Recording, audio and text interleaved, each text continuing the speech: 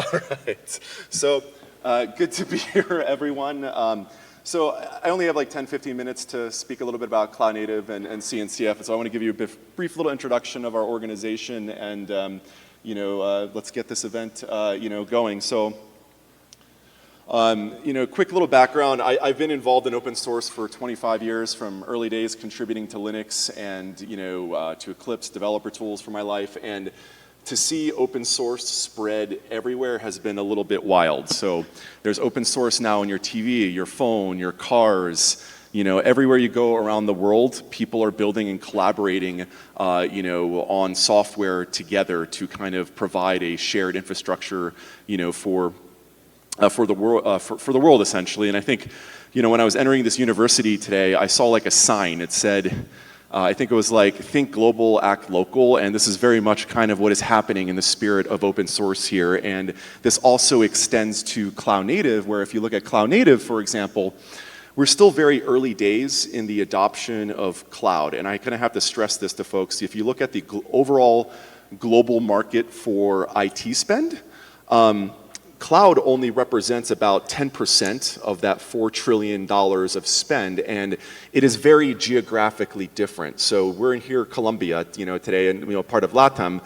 LATAM is still, only spending, a very small slither of their, IT spend on cloud and cloud native, and this will kind of continue to grow as a lot of companies, go through digital transformation. So the only message I kind of want to, share here is we are still very early days in this transformation, and no one's really left behind. Everyone's kind of going at their own, pace at the end of the day. So let's talk a little bit about CNCF.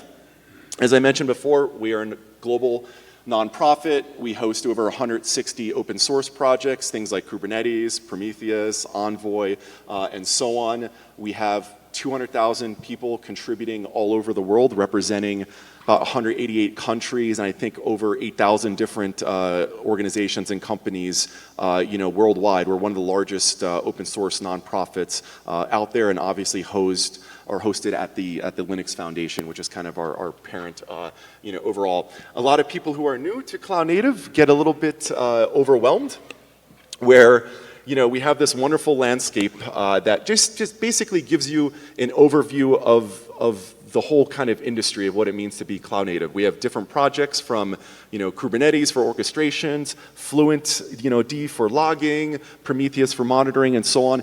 The space is vast because at the end of the day, cloud native is complex. You're inherently dealing with distributed systems. So when you deal with distributed systems, things get complicated. You have failures. This isn't easy, and this landscape is kind of meant to give you an overall view of all different options out there, and this is obviously available for everyone to play with and use. We are a growing organization that has many, many projects outside of purely Kubernetes. Like I mentioned, we have Prometheus, we have OpenTelemetry, Backstage. This graph, that's a little bit bad because I didn't really label the X and Y axis here, but basically, maps to open source velocity. The circle size represents the overall number of unique contributors. And if you kind of look at it, Kubernetes by far is our largest project, but we have other projects very close. OpenTelemetry, Backstage, these are all growing overall. So our ecosystem is larger than just purely Kubernetes, which is something I try to kind of iterate to everyone. So a little bit of cloud native history. I think we're at a university, so I assume many of you are probably students or have kind of a little bit earlier in career. But if you look at the history of cloud native, 20, 30, 40 years ago, we used to write applications focused on single vendor, mainframe, very, very basic, closed source, technologies. You had things like, Sun was very popular in the 2000s, but even if you go before then, you had mainframe, vendors, DEC, and so on. It was very single vendor, closed source. Over time, we invented new technology to take care of new problems. Virtualization through VMware, Amazon pioneered the cloud. Then you had open source versions of these things like OpenStack, Cloud Foundry. Docker came and popularized containers, and then CNCF with the whole Kubernetes and cloud native movement. This whole timeline makes a move from closed single vendor software to open, diverse, global open source ecosystems. That is kind of the trend that is continuing to go on in our industry. So what is currently happening? A lot of people ask like, oh, what's the future of CNCF and cloud native? Are we just done with Kubernetes?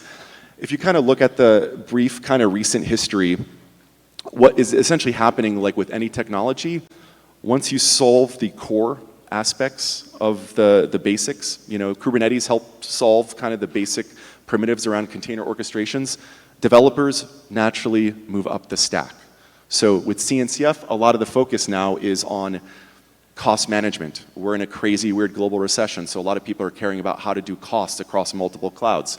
We have developer portals. Things like Backstage are getting popular.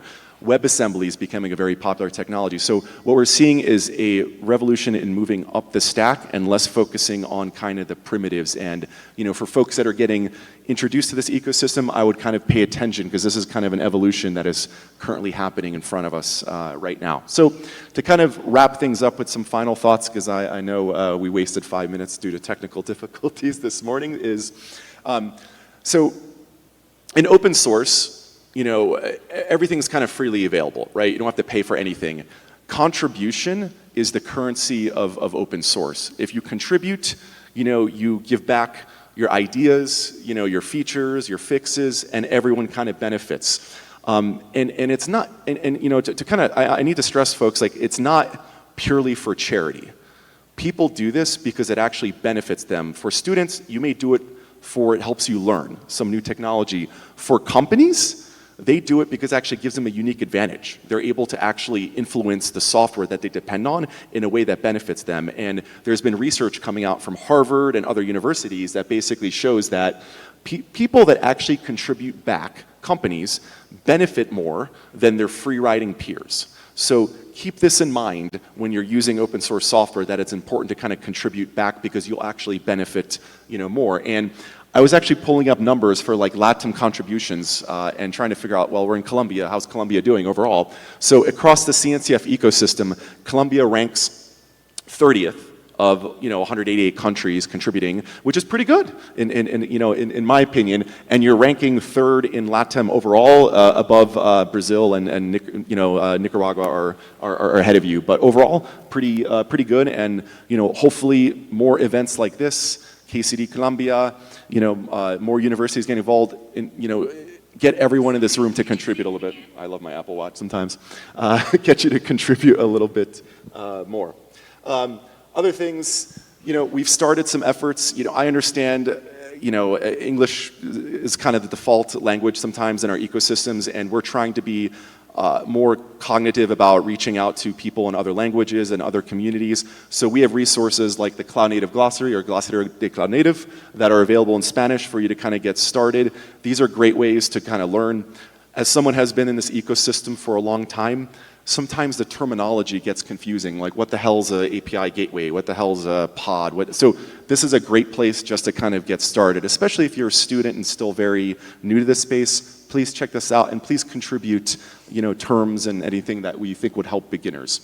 Finally, we're at a university. What are the purposes of universities? To educate the populace and students. So we have done an amazing job trying to educate the world on our, on cloud native technology, whether it's Kubernetes, Prometheus, and so on.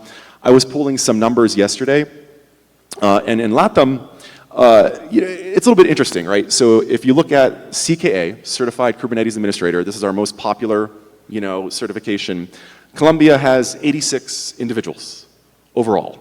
Right, the U.S. has over 3,000, and we could but if you compare it to your peers in LATAM, you have a little bit more than Argentina. Yay, Brazil's got you a little bit, beat. But overall, to me, this is a huge opportunity for you to improve your skills. And today, I'm happy to share that if you're interested to get started, there's a code that I will make sure the organizers hang out. First 100 will get free certification for Kubernetes. So happy to kind of share this with everyone here. It's a start. And this stuff is complex, but most of it is available for free. But the certification you could get, paid for by I'll as a gift for us being here and supporting Cloud Native and LATAM. So finally, I want to really stress this. There's many ways to get involved in our community. Organizing events like this is great. Contributing definitions to a glossary, contributing code, so many different ways to kind of get involved.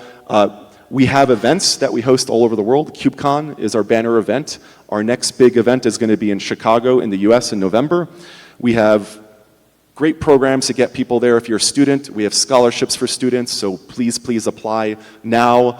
It's a great opportunity for you to kind of come and meet 10,000 other cloud native folks. So check out all these resources. The slides will be here. I'm here all day, so I'm happy to kind of talk to anyone about CNCF and cloud native. And I want to thank our hosts for doing the kind of first really big KCD in Colombia here, and we look forward to being back. So I just want to say thank you again, gracias, and it's great to kind of be here and talk to everyone. So thank you.